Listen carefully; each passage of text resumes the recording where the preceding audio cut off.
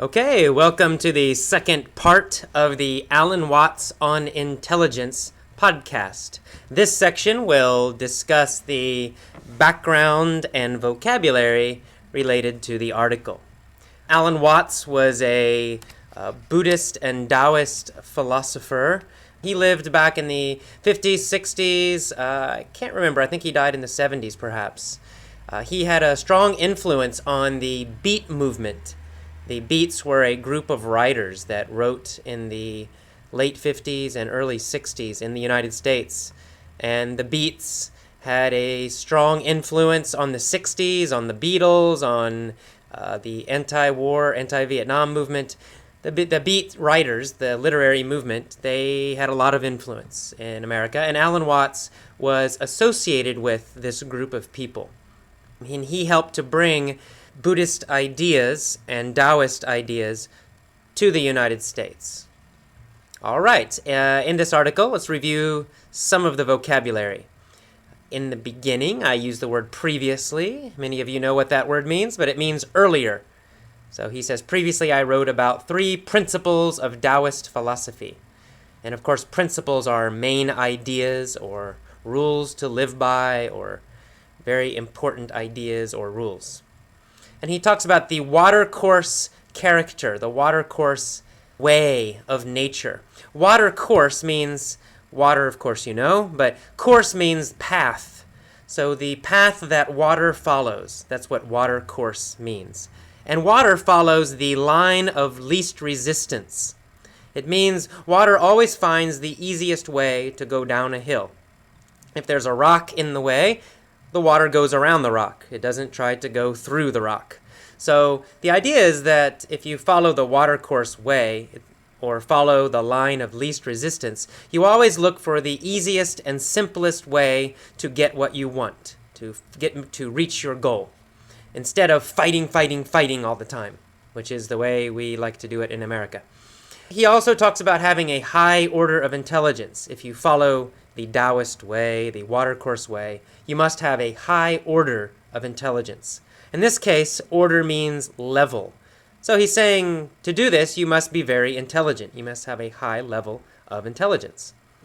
And he gives an example of following the watercourse way when he talks about energy, using energy. And he says, in the West, we are foolish. And not only the West nowadays, it's everywhere. We use fossil fuels instead of nature as a source of energy. So fossil fuels are basically oil, gasoline, natural gas. They all come from dinosaurs, dead dinosaurs. So basically oil. And he said it's much smarter to use the sun, the wind, and the tides instead of fossil fuels, because those are clean sources of energy and they are everywhere. So, yeah, of course, he's right. Then later, I give my own comments, my own ideas about Alan Watts, this quote from Alan Watts. I say that I love the metaphor that he uses. A metaphor is a comparison. It's comparing one thing to another. A simple example is, that man is a mountain. Of course, he's not really a mountain, but it means he's very, very big. So in this case, he uses the idea that it's more intelligent to sail than to row. And what he means is it's more intelligent, it's smarter to follow nature than to fight against it. And I mentioned that I think that this is applicable, it means useful, for a wide range of experiences, especially learning English. And I mentioned that I think that following the effortless way, the easiest way, is actually the smartest way to learn a language. In the next paragraph, I use the word temperament. I say you should follow your own temperament, the nature of your temperament. Temperament means your personality. So some people, they like to study a lot, very intensely, 2, 3, 4 hours at one time. If that is your temperament, then you should do it. However, some people like to do little short periods. They like to study, 10 minutes and then take a break, and then 10 minutes later, and then 10 minutes, all through the day. And if that's your temperament, then I think you should follow that. So the idea is you follow your own natural way of doing things. You don't force yourself to follow a way, a path, a method that does not work for you. Okay, and later on I mentioned that instead of creating anxiety, you should try to relax. Anxiety means worry or nervousness. So some people try to speak too early, when they're beginners especially. They try to force themselves to speak, but they're very nervous and very worried about speaking. So I recommend relaxing. Don't force yourself to speak in the beginning. Just relax. Later you can speak, no problem. But in the beginning, focus on listening, focus on reading, and doing that a lot. And then speaking will become easier and less stressful. Finally, I mentioned that interesting, authentic, understandable content is your sale. Of course, this is a metaphor. Authentic means real, natural, not fake. And content, by content, what I mean is material, reading material, listening material. For example, podcasts, books, magazines, etc. So the idea is that instead of forcing yourself, instead of doing a lot of painful, difficult activities such as studying for TOEFL exams and memorizing long lists of grammar rules and trying to memorize dictionary lists of vocabulary, instead of doing this, follow what your brain naturally likes. For most people, that means interesting articles, interesting conversations, interesting content. It means focusing on the ideas instead of the language. So you focus on listening to things that you would listen to in your own language, things that are interesting to you in any language. And in the process, you will also learn English at the same time. So again, I feel that it's much smarter and much easier and much more effective to follow this kind of easier way. Of course, it does require effort. That's why I was going to call it effortless effort. But the idea is the effort is more fun. The effort is easier. The effort is much more interesting than if you focus on grammar, and lots of painful, boring activities. All right, at the end of the learning guide, I give you a couple of links, a couple of websites that are about Alan Watts. If you're interested in Alan Watts, if you'd like to learn more about Alan Watts, go to those websites. You can read a lot more about him and his history, his life, and his philosophy. Okay, that's it for the vocabulary section of this podcast. I will see you next time. Good luck with your English learning. If you have any questions, any problems, go to effortlessenglish.com. You can join as a member and get learning guides. You can also email me at ajhoge, that's AJHOGE, @gmail.com. Okay, I look forward to hearing from you. Good luck, have a great night, a great day, and see you next time. Bye.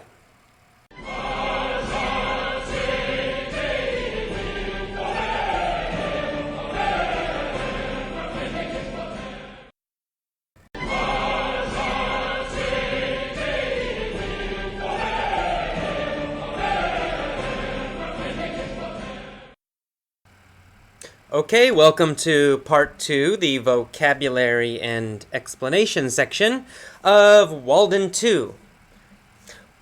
This section of Walden is about clothing.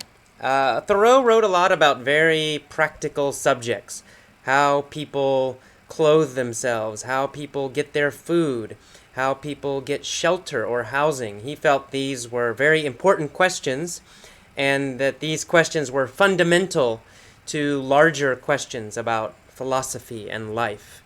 And of course, when he's talking about clothing, he's also talking about the basic idea of fashion and living according to what other people value or what other people think is respected, instead of living according to what is actually respectable, what is really truthful or important. And of course, he felt like people should not worry so much about public opinion and should focus more on what is actually true and real. So that's the deeper meaning of this section of Walden. So let's get started with some of the vocabulary. In the beginning, I used the word practical, or he uses the word practical. Again, practical means useful for everyday usefulness. And he says that most people worry more about novelty than about utility. Novelty, again, has this idea of fashion. Novelty means newness or difference, something new and interesting and exciting. And people worry about that in their clothing much more than they do about utility. And utility has the same idea as practicality. It means usefulness. So a piece of clothing that has utility keeps you warm and dry, and a piece of clothing with novelty is, fashionable. And he felt utility was much more important. He uses the word procure, procuring, and procuring means to get or to buy something. He also uses the word retain, that the purpose of clothing, the first purpose of clothing, is to retain the vital heat. To retain means to keep, and of course vital heat means a very important heat. So he's saying the first purpose of clothing is to keep you warm, is what that means. And the second purpose is to cover your body, because people are shy about being naked. Okay, a little bit later on, he talks about how he judges people. And he believes that if a person has patches or a patch on their clothing, it doesn't matter. It's not important. And a patch, of course, is like a small square of cloth that you use to cover a hole. So if you get a hole in your knee on your pants, then you maybe get a piece of cloth and you sew it over the hole. You cover the hole. And that's a patch. And he says most people are more worried about fashion, about being fashionable, than they are about having a sound conscience. Now in this case, the word sound does not mean like a sound you hear. Sound can also have the meaning of solid or good.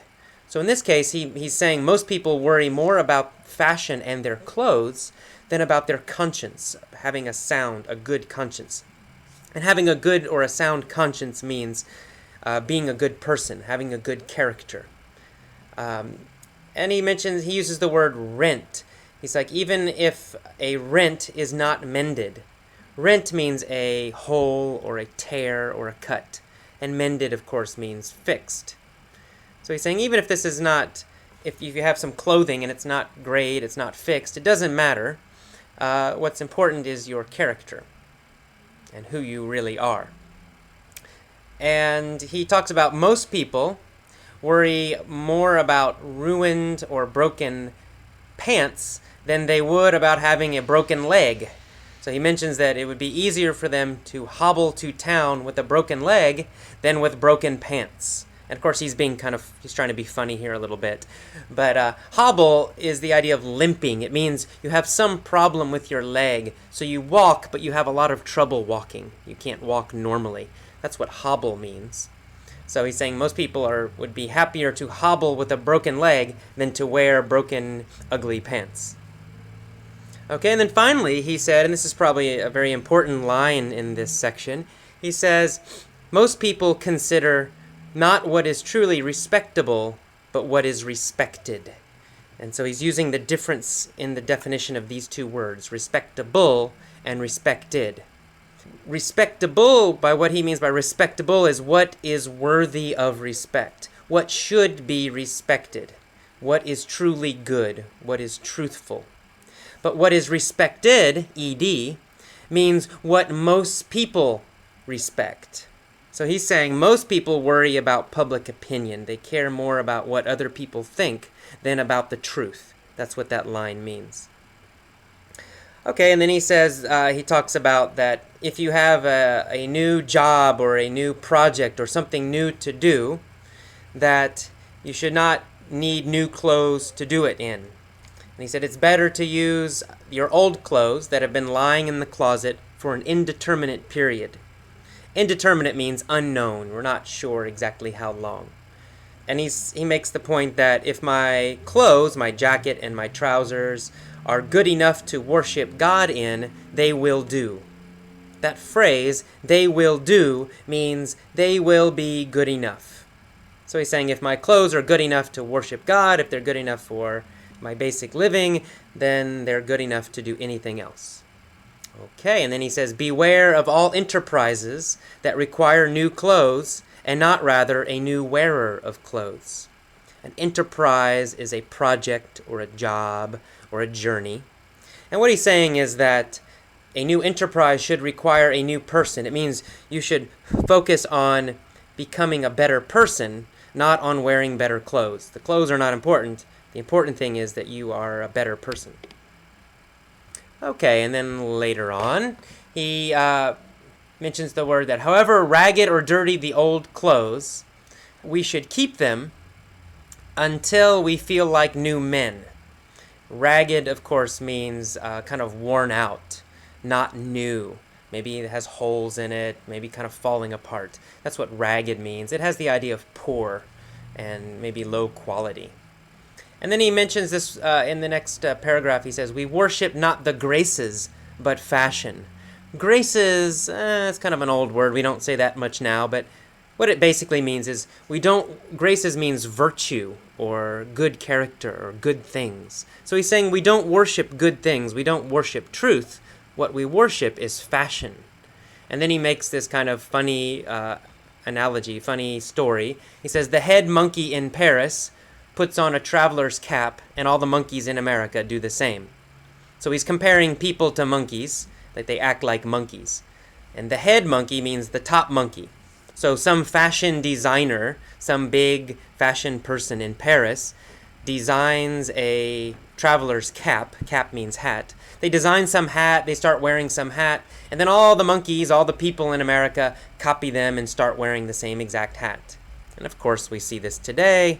Some fashion company or some person in Italy or France starts wearing something, and then everyone else in the world starts to copy exactly what they're doing.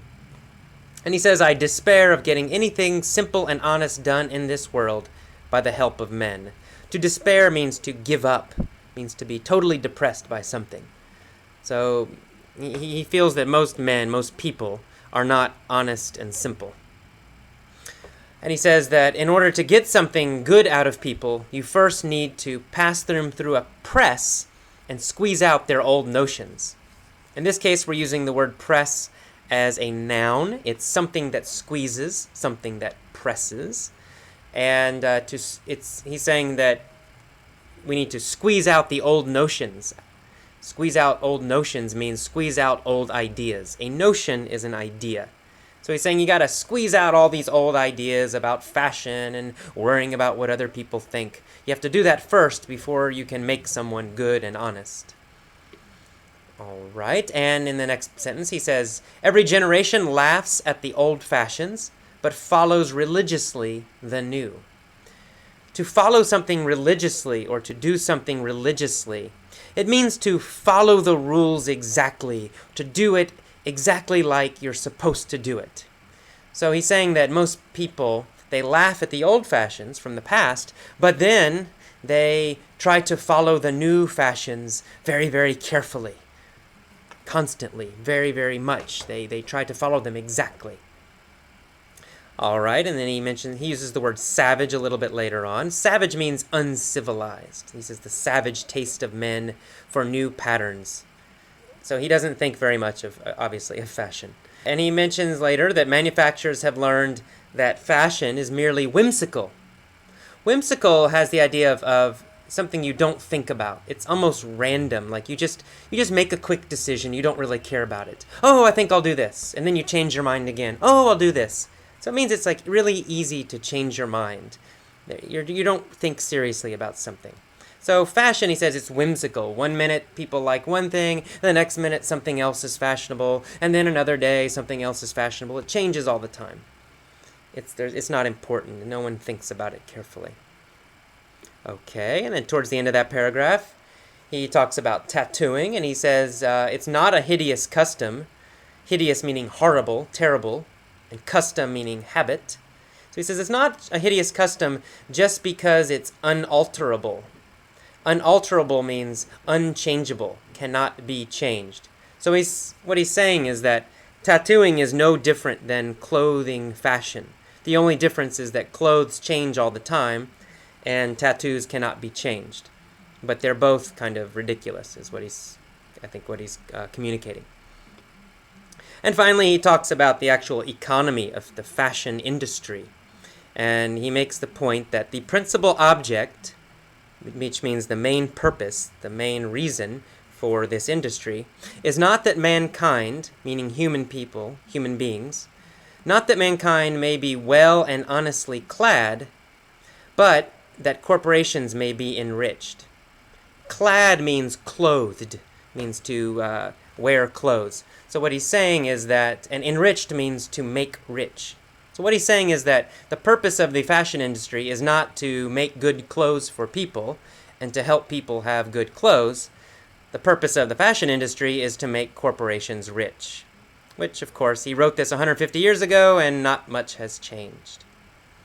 Okay, that is the end of this section. If you require more text, if you require all of the text, if you need more vocabulary explanations, I recommend joining the Effortless English Club. It's $9.99 per month at www.effortlessenglish.com.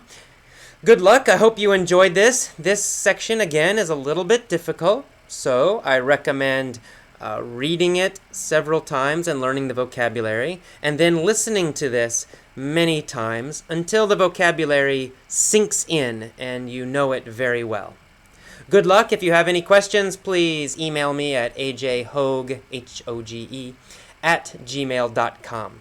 See you next time. Bye-bye.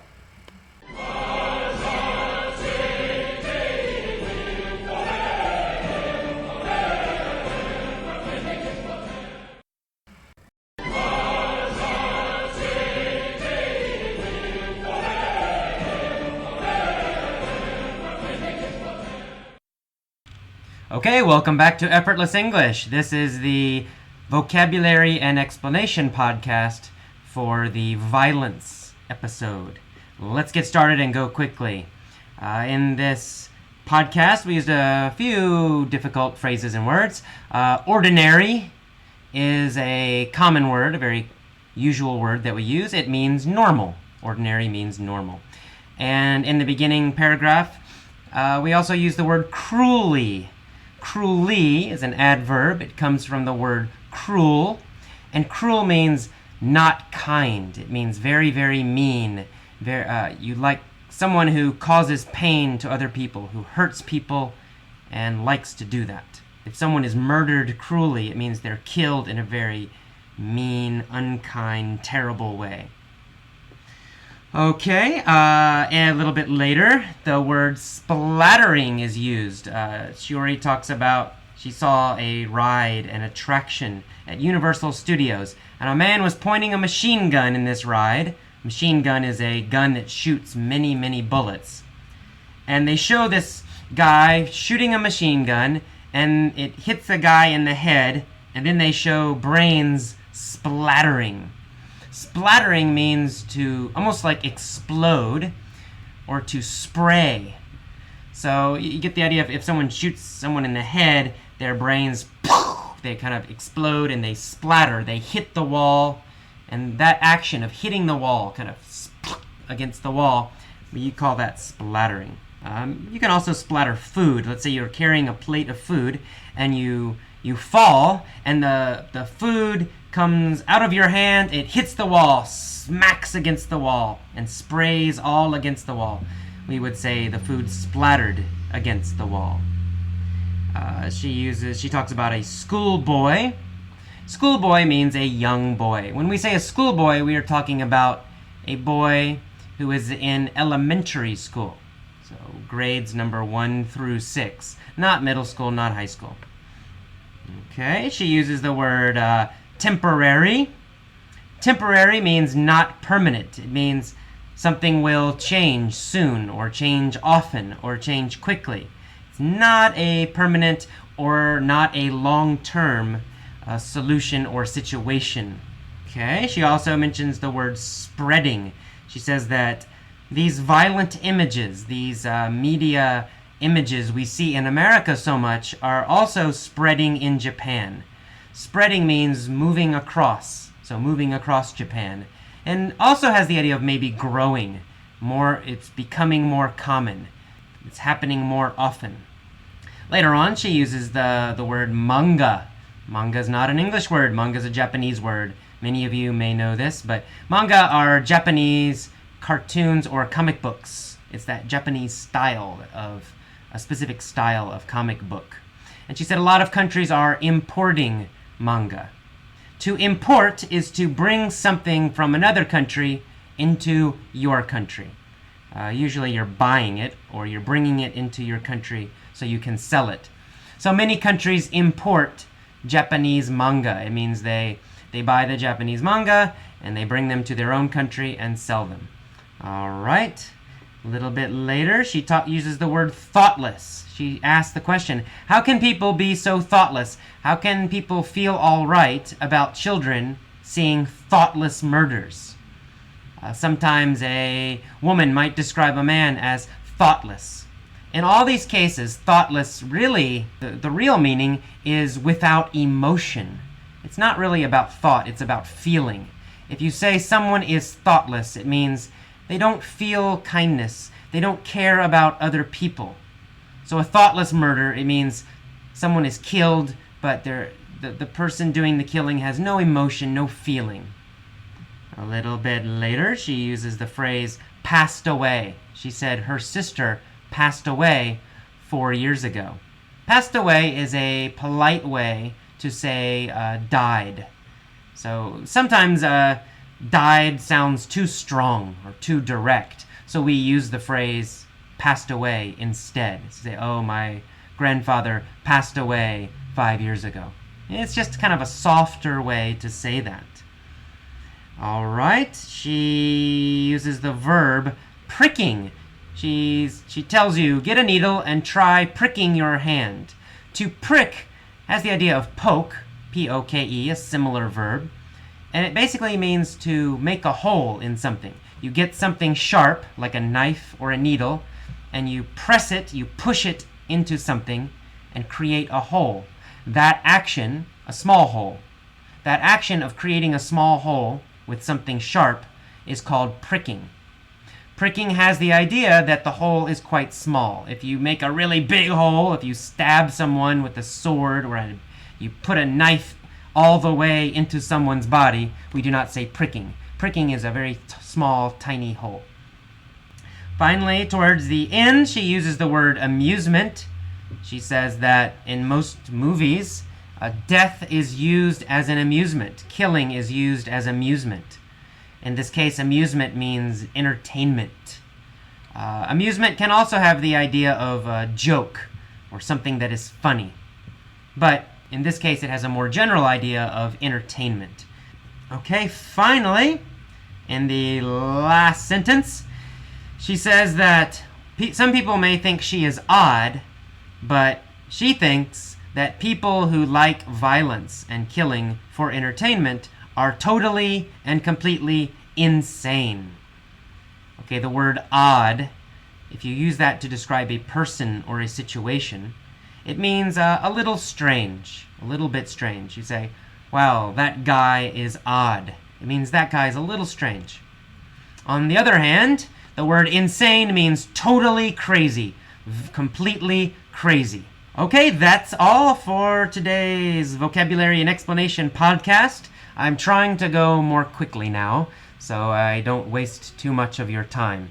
As always, if you want the full text of this podcast, and if you want more vocabulary explanations, please join the Effortless English Club. Go to www.effortlessenglish.com. Enjoy your English learning. Have a good time. Relax. I'll see you next time. Bye-bye.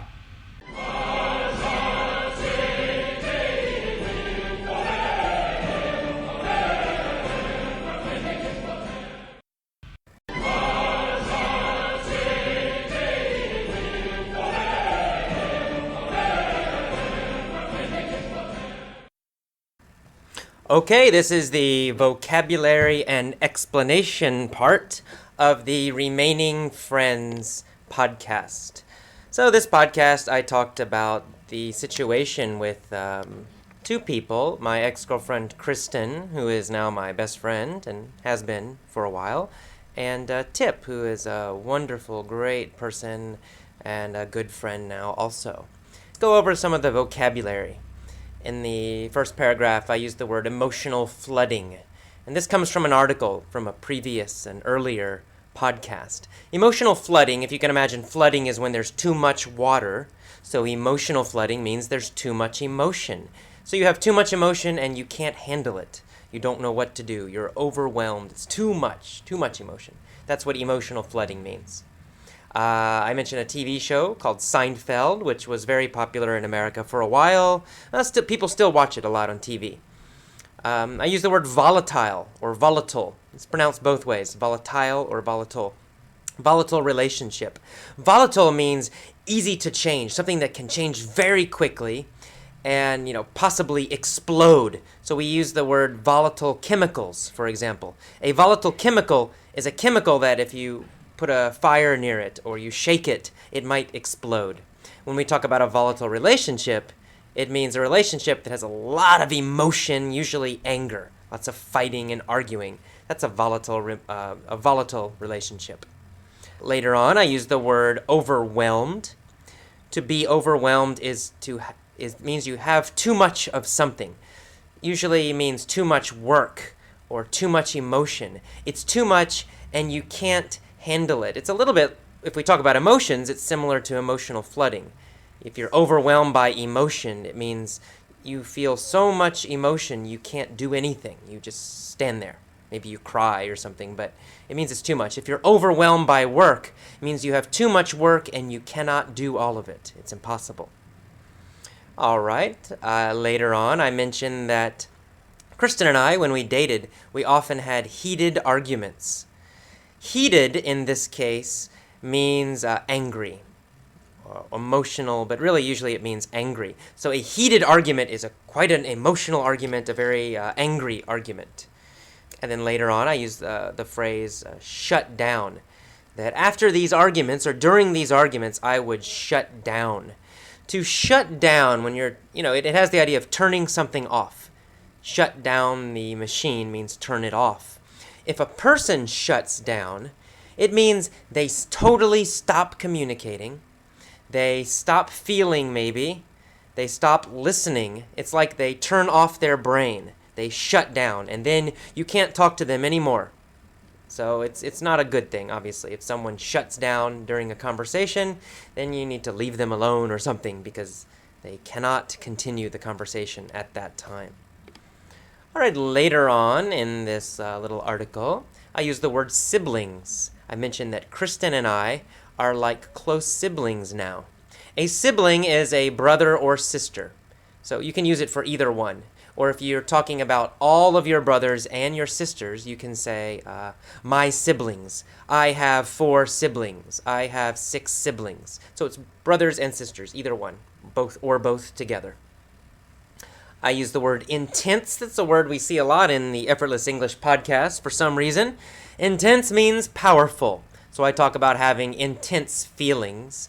And sometimes it's difficult. If you break up with someone, of course, there are intense feelings, powerful feelings. So it's not easy to remain friends. The beginning part is the difficult part. The people have hurt feelings. They're very sad. They're sometimes very angry, depressed. All these powerful, intense feelings mean it's quite difficult to keep communicating and keep trying. But I mentioned that I think it's valuable that, for example, Tip and I persevered. Even though it was not easy, we persevered. To persevere is to keep fighting, keep trying, never give up. So you say, I persevered. It's the idea that you never gave up. Finally, you are successful. Right? That's to persevere. So Tip and I persevered. It was not easy. There were strong emotions, of course, a lot of sadness and sometimes anger. But we kept trying. We did not give up. We still had a lot of respect and we loved each other still. And we kept trying. And finally, we were able to have a tremendous friendship. And tremendous, of course, means amazing, wonderful, great. Okay, finally, I give a conclusion for this podcast, I say it can be difficult and painful initially, but very rewarding long term to remain friends. So initially means in the beginning or first. So in the beginning, after you break up, or if you're married, after you get a divorce, or as you are getting one, of course it is so difficult, so painful, really, really difficult and tough. That's why most people do not remain friends. Most people, it's easier to never talk again. It's true, it is easier. But long term, I say that it's very rewarding to remain friends. In the beginning, tough. But in the end, rewarding. If something is rewarding, it means very positive. It means you get good things from it. You keep getting good things from it. Lots of positive feelings, maybe. Something can be rewarding financially. It means you continue to get money from it in the future or in the present. Or it can be, emotionally rewarding. You eventually start to get very good things from it. So, in my opinion, remaining friends with someone after you break up is very rewarding, or can be rewarding, not always, but if you can do it, it can be very, very rewarding. You can eventually have a wonderful, special friendship with that person that's quite different from a normal friendship. But in the beginning, very, very, very tough. Okay, well, I hope you enjoyed this little short article. As always, if you would like the full text and the full vocabulary lists for this article, for this podcast, please join Effortless English. It's only $9.99 a month. Just go to www.effortlessenglish.com. Okay, I'll see you next time. Bye-bye.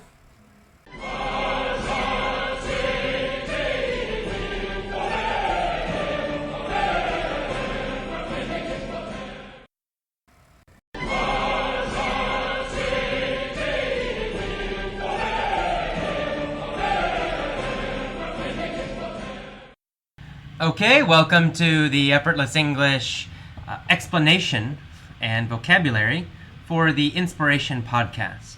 Let's get started. At the beginning of this podcast, I used the word green. I say, yesterday I attended the Green Festival in San Francisco. You all know the normal meaning of green. However, green also has another meaning.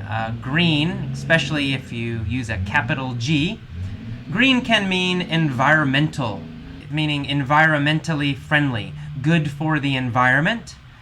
Okay, and then that same sentence, I said, my head is still buzzing. That's a little bit of slang. If you say, my head is buzzing with ideas, it means you're thinking a lot. It's usually positive, and it means something was interesting for you, and now it's making you think about a lot of new ideas. Wow, my head is buzzing after that movie. So it means you're thinking a lot about that movie. You have a lot of new ideas. I used the phrase burned out in this podcast. Say, I began to get burned out at my job. Burned out is another little bit of slang. To be burned out means to be tired, to be unmotivated, to lose your motivation about your job. Usually it's used with jobs. And I said that my job was affecting my enthusiasm. Enthusiasm means energy and excitement for doing something. It's a very positive word. So if you have enthusiasm for something, you're excited about it. You love doing it. I mentioned that I do not consider TOEFL preparation to be meaningful or inspiring. Consider, in this case, means believe. I do not believe that TOEFL preparation is a very valuable thing to do. I know it's practical, I know it's useful, and sometimes it's necessary, but it doesn't make me very excited to teach TOEFL classes only. And I mentioned I also am not motivated by helping students maintain their visa status in America. Visa status, a visa is a permission to stay in a country. So many students come to America to study English, and they go to school so they can remain in America. Some students care about learning English. Some do not care about learning English. They only care about having a visa and living in America. But It's not very fun as a teacher to teach these people because they don't care about English. All right, I mentioned that teaching English may or may not be a noble goal. Something that is noble means it is good, it is valuable, it is very ethical and important. It has the idea of something that is worth doing well, kind of a higher goal, a higher purpose. Okay, and then I give some bad examples that English can be used for, bad things that English is used for. And I mentioned several examples, and one is spreading the toxic American economic model.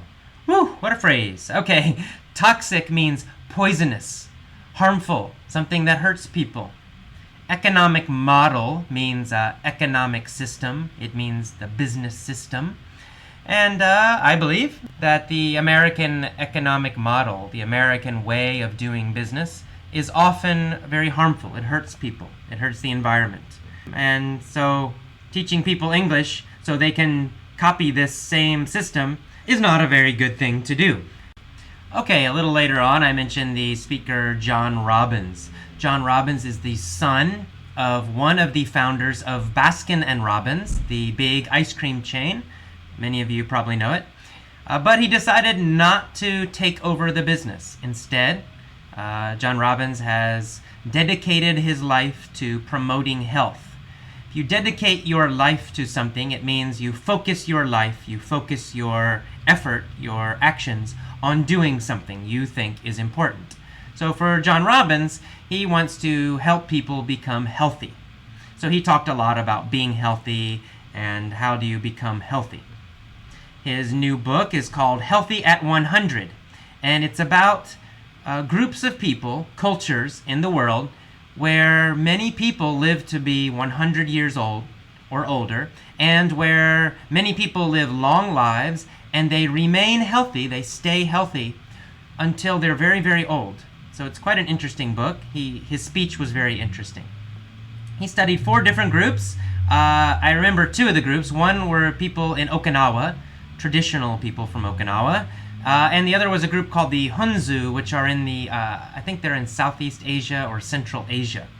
Anyway, both of these groups are very famous for living a long time and for being very, very healthy. And there were 2 more groups, I can't remember their names. Robbins talked about different elements that were important for helping these people live a long life. An element means factors or things that help or parts. He mentioned number 1 was that most of these groups have a mostly vegetarian diet. Vegetarian means you do not eat meat. Mostly vegetarian means they mostly ate plants, but they probably ate a little bit of meat or a little bit of fish.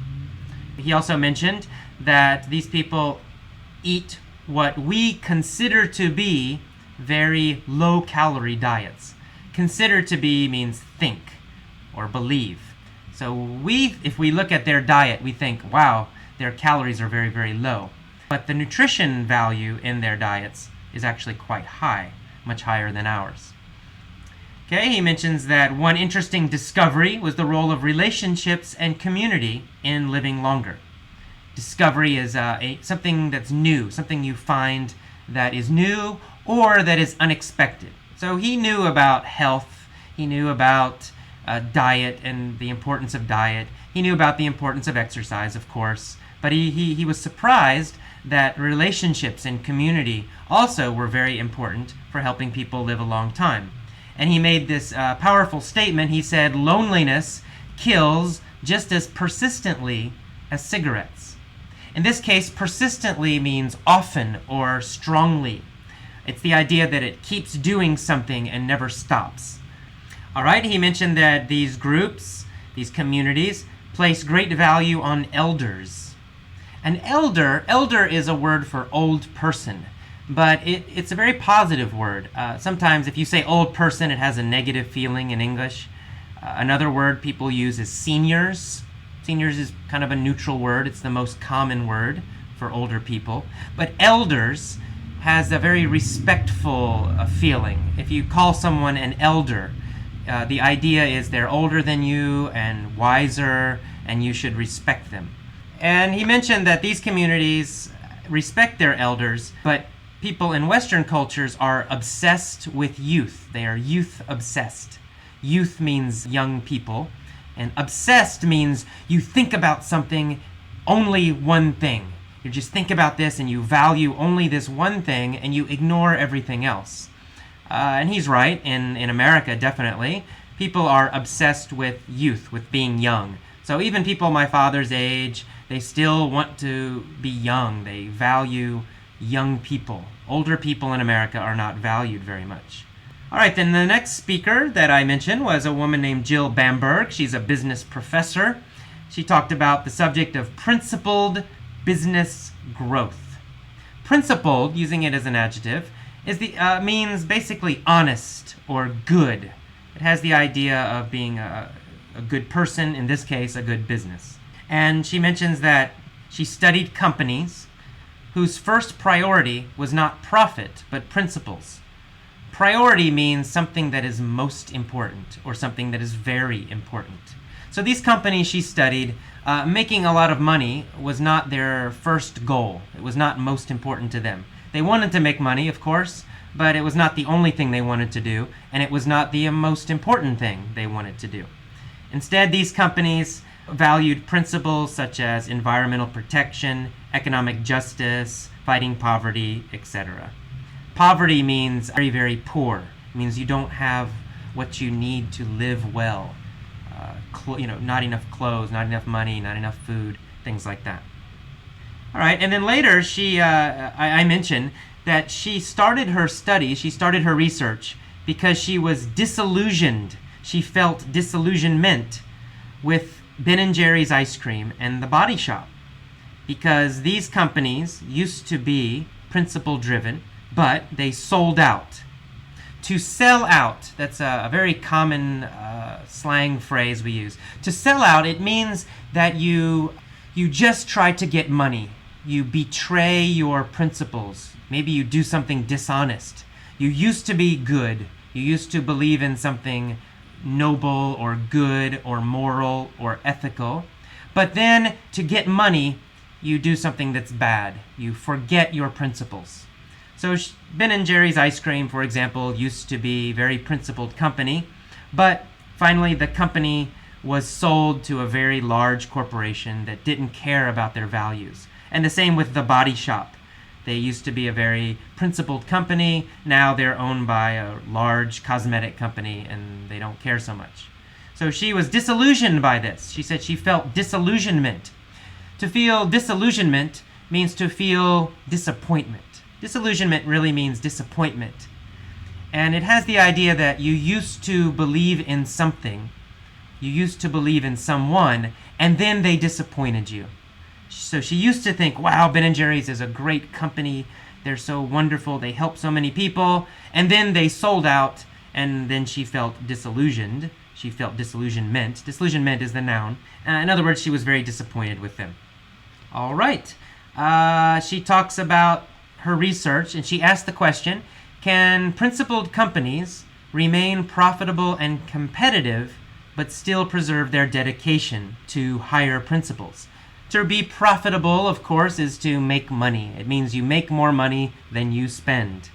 Competitive means you can compete, you can go against other companies, in this case, and you can do a good job. You will not be beaten by other companies. All right, I give some strong words in the next paragraph. I mentioned that I'm not a businessman and that I distrust traditional business. I don't trust them.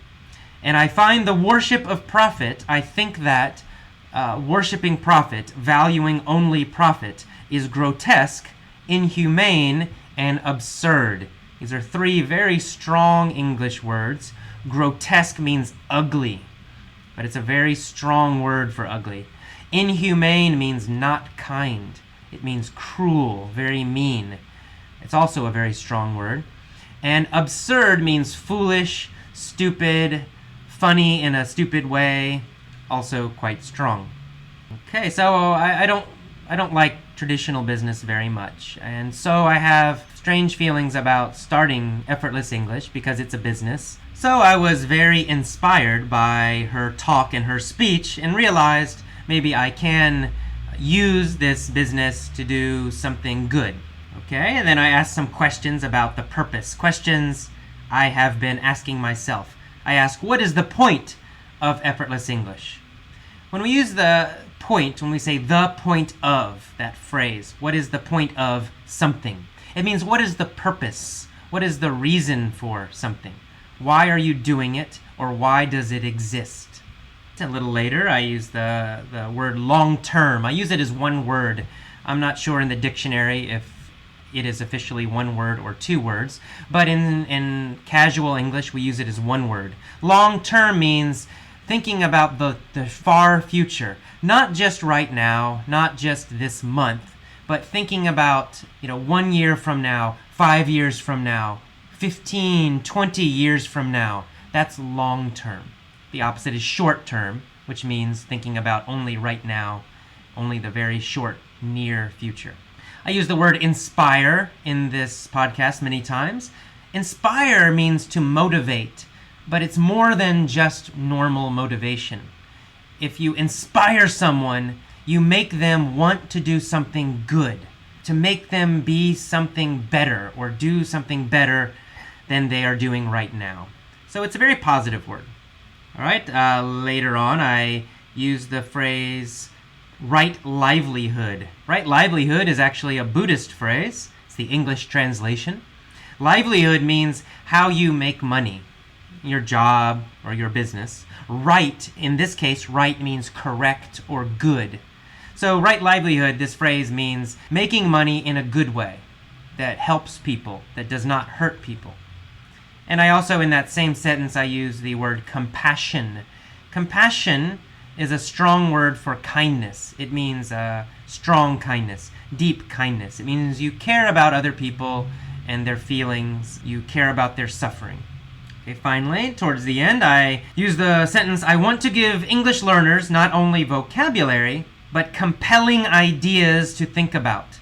A compelling idea, compelling means powerful. It has the idea, it has the feeling of making you want to do something. If something is compelling, it's so powerful, it makes you change your mind and you want to take an action. You want to do something. That's compelling. So it's another strong English word. And finally, at the end, I use the word supply. I want to give compelling ideas, not just supply words and phrases. To supply means to deliver, or to give, or to provide.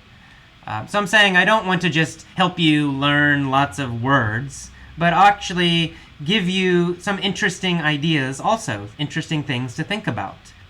Finally, I mentioned that I was inspired by Miss Bamberg, and that her business model is one I can believe in, one that is driven by principle, not profit. To be driven by something, it means you are motivated by something. It means that's the reason you are doing something.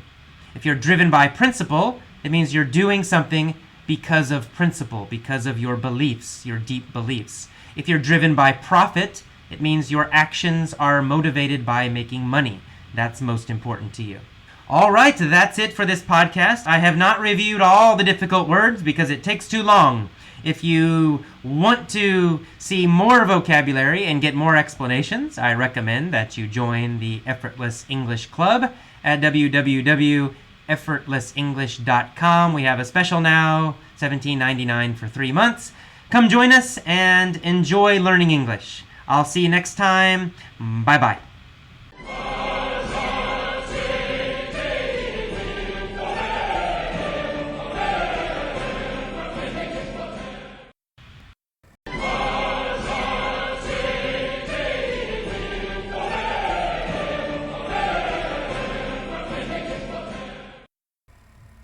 Okay, welcome to the second part of the Alan Watts on Intelligence podcast. This section will discuss the background and vocabulary related to the article. Alan Watts was a Buddhist and Taoist philosopher. He lived back in the 50s, 60s. I can't remember. I think he died in the 70s, perhaps. He had a strong influence on the Beat movement. The Beats were a group of writers that wrote in the late 50s and early 60s in the United States. And the Beats had a strong influence on the 60s, on the Beatles, on the anti-war, anti-Vietnam movement. The Beat writers, the literary movement, they had a lot of influence in America. And Alan Watts was associated with this group of people. And he helped to bring Buddhist ideas and Taoist ideas to the United States. All right, in this article, let's review some of the vocabulary. In the beginning, I used the word previously. Many of you know what that word means, but it means earlier. So he says, previously I wrote about 3 principles of Taoist philosophy.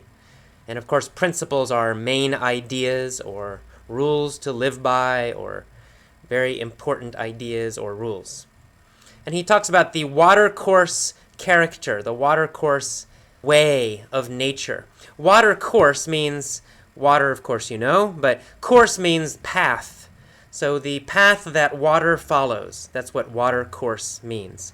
And water follows the line of least resistance.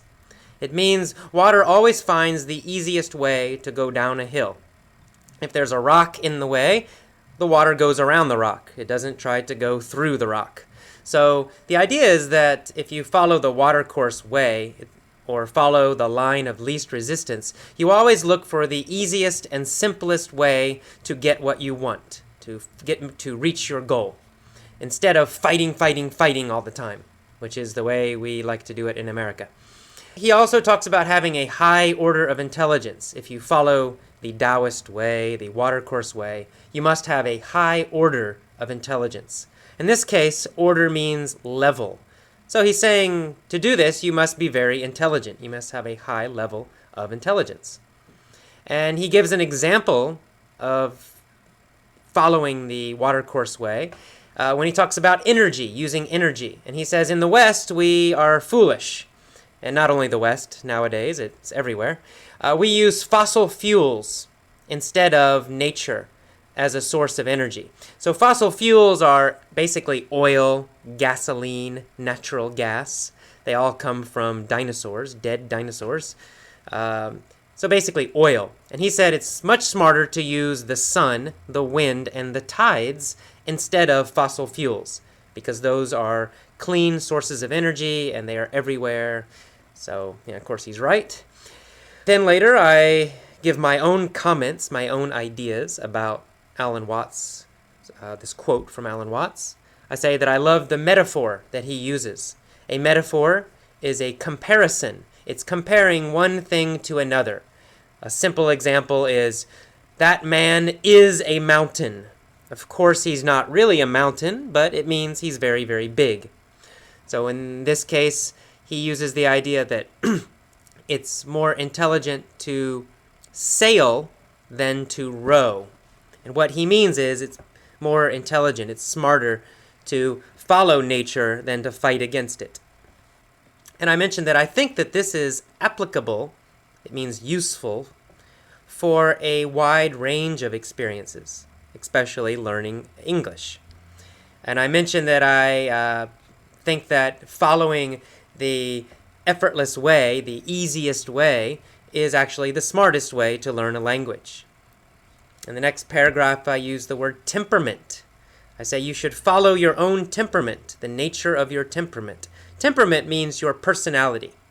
So some people, they like to study a lot, very intensely, 2, 3, 4 hours at one time. If that is your temperament, then you should do it. However, some people like to do little short periods. They like to study, 10 minutes and then take a break, and then 10 minutes later, and then 10 minutes, all through the day. And if that's your temperament, then I think you should follow that. So the idea is you follow your own natural way of doing things. You don't force yourself to follow a way, a path, a method that does not work for you. Okay, and later on I mentioned that instead of creating anxiety, you should try to relax. Anxiety means worry or nervousness. So Some people try to speak too early, when they're beginners especially. They try to force themselves to speak, but they're very nervous and very worried about speaking. So I recommend relaxing. Don't force yourself to speak in the beginning. Just relax. Later you can speak, no problem. But in the beginning, focus on listening, focus on reading, and doing that a lot. And then speaking will become easier and less stressful. Finally, I mentioned that interesting, authentic, understandable content is your sale. Of course, this is a metaphor. Authentic means real, natural, not fake. And content, by content, what I mean is material, reading material, listening material. For example, podcasts, books, magazines, etc.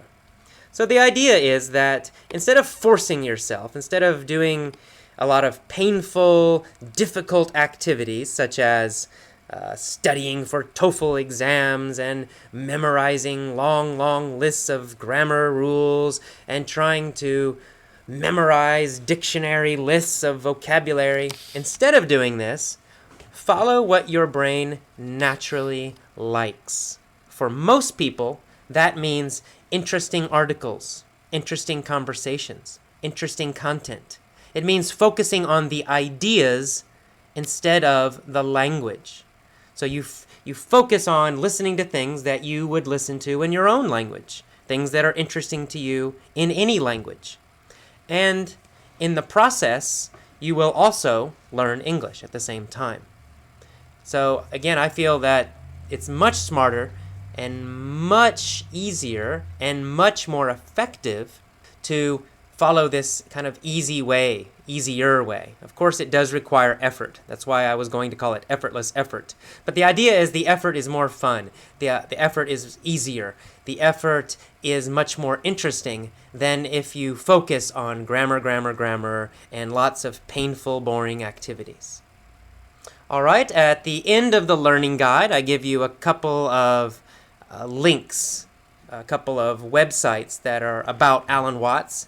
If you're interested in Alan Watts, if you'd like to learn more about Alan Watts, go to those websites. You can read a lot more about him and his history, his life, and his philosophy. Okay, that's it for the vocabulary section of this podcast. I will see you next time. Good luck with your English learning. If you have any questions, any problems, go to effortlessenglish.com. You can join as a member and get learning guides. You can also email me at ajhoge, that's AJHOGE, @gmail.com. Okay, I look forward to hearing from you. Good luck, have a great night, a great day, and see you next time. Bye.